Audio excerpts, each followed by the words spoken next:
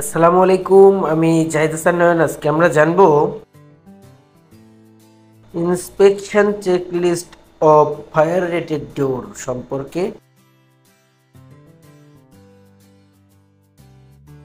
Fire rated door inspection চেকলিস্টে factory ও supplier সম্পর্কে যা ইনফরমেশন থাকতে হবে।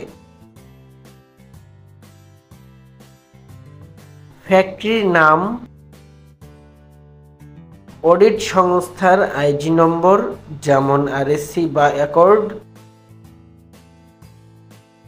ফ্যাক্টরির ঠিকানা, দরজাটির লোকাল সাপ্লায়ারের নাম, লোকাল সাপ্লায়ারের ঠিকানা,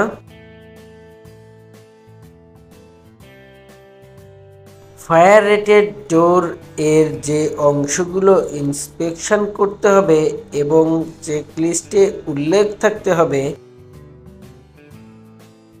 ডোর লোকেশন, দরজাটি যে জায়গায় স্থাপন করা হয়েছে, অর্থাৎ কোনো একটি রুমের জন্য হলে সেই রুমের নাম।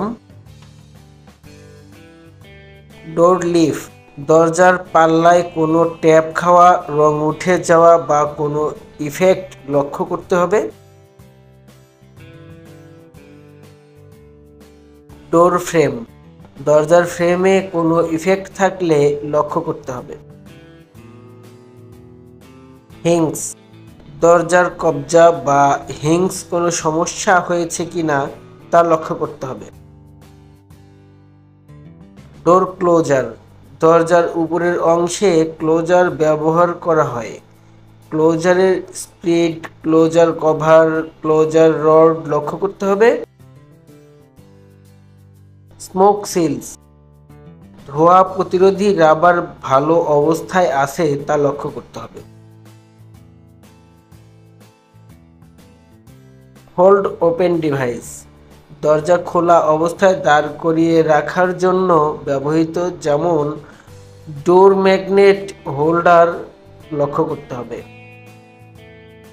ভিশন প্যানেল, দরজার মাঝের গ্লাস এবং গ্লাসের ফ্রেম লক্ষ্য করতে হবে।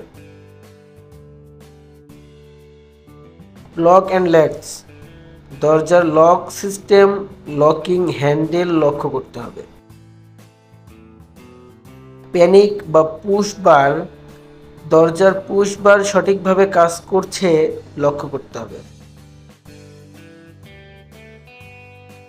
ডোর কোঅর্ডিনেটরস, ডোর কোঅর্ডিনেটর এর মাধ্যমে ঠিক করা হয় কোন পাল্লা বা লিফ আগে বন্ধ হবে, সঠিকভাবে কাজ করছে লক্ষ্য করতে হবে।